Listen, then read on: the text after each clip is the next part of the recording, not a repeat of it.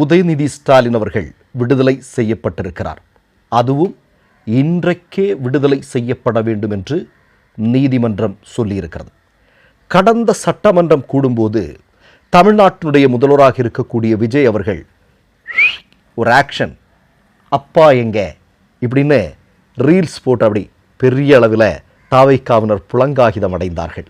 அதே மாதிரி நாளைக்கு சட்டமன்றம் கூடும்போது அப்பாவை தான் முன்னாடி காணோம், இப்போ பையன் எங்க அப்படின்னு கேட்டு ரீல்ஸ் போட்டு ஒரு முதல்வன் மியூசிக்கும் போட்டு ரீல்ஸ் போடலான்னு கற்பனையில் திளைத்து கொண்டிருந்த தாவேக்காவிற்கும் தாவேக்காவினுடைய தலைமைக்கும் நறுக்கு நறுக்கு நறுக்குன்னு நீதிமன்றம் குட்டு குட்டி இருக்கிறது. எத்தனை முறை நீதிமன்றத்திடமிருந்து குட்டு வாங்குவார்களோ தெரியவில்லை.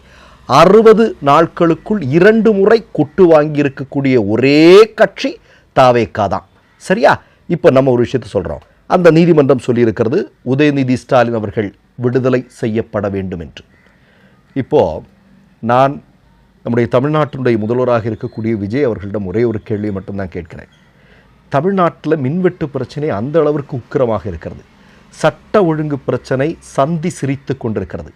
தமிழ்நாட்டிற்கு வர வேண்டிய முதலீடுகள் என்ன நிலைமைங்கிறது தெரியும் இல்லையா? கேரளம் மேற்குவங்கம் இல்லாமல் எங்கேயோ போயிடுச்சு. இதிலெல்லாம் ஒரு அவசரம் காட்டாமல் உதயநிதி ஸ்டாலினுடைய கைதுக்கு இவ்வளவு அவசரம் காட்டியிருக்கிறீர்களே.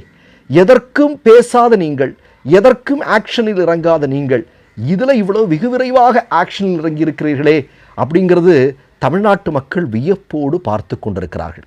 சரி, இப்போ உதயநிதி ஸ்டாலின் அவர்கள் கைது செய்யப்பட்டிருக்கிறார்.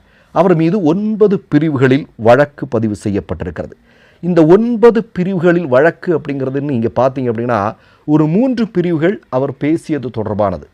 ஆனால் மற்ற பிரிவுகளெல்லாம் நீங்கள் பார்த்தீங்க அப்படின்னா கலவரத்தை ஏற்படுத்துவதற்கு முயற்சி செய்தாராம். அதே மாதிரி சட்டவிரோத செயலில் ஈடுபடுவதற்கான முயற்சியை செய்தாராம். பொது அமைதிக்கு குந்தகம் விளைவிக்கக்கூடிய விதத்தில் அவர் செயல்பட்டாராம். இதெல்லாம் சேர்த்து போட்டிருக்கிறாங்க. அப்போ நான் என்ன கேட்குறேன்னா, அவர் கைது செய்யப்பட்டது என்பது குறிப்பிட்ட ஒரு விஷயத்தை பேசியதற்காக அல்ல, வேற ஏதோ இருக்கிறதா அப்படின்னு தமிழ்நாட்டு மக்கள் இன்றைக்கு சிந்திக்க துவங்கியிருக்கிறார்கள். விரிவாக பார்க்கறதுக்கு முன்னாடி ஒரு செய்தியை சொல்லிக்கொள்ள விரும்புகிறேன். தஞ்சாவூரில் விவசாயிகளை ஒருங்கிணைத்து நடத்திய ஒரு மாபெரும் போராட்டம், அதில் உதயநிதி ஸ்டாலின் அவர்கள் பேசி இருப்பது என்பது கண்டிப்பாக விரும்பத்தக்க செயல் அல்ல. அந்த கூட்டத்தில் இருந்தவங்க, நீங்கள் சரியாக தான் பேசிட்டு இருந்தீங்க, அந்த கூட்டத்தில் இருந்தவர்கள் டக்குன்னு ஏதோ பேச அதை நீங்கள் கண்டித்திருக்க வேண்டும். அப்படிலாம் பேசக்கூடாது, அதற்கு இங்கே இடமில்லை அப்படின்னு நீங்கள் சொல்லியிருக்க வேண்டும். அதையொட்டி நீங்கள் பேசிய ஒரு வார்த்தை அது நிச்சயம்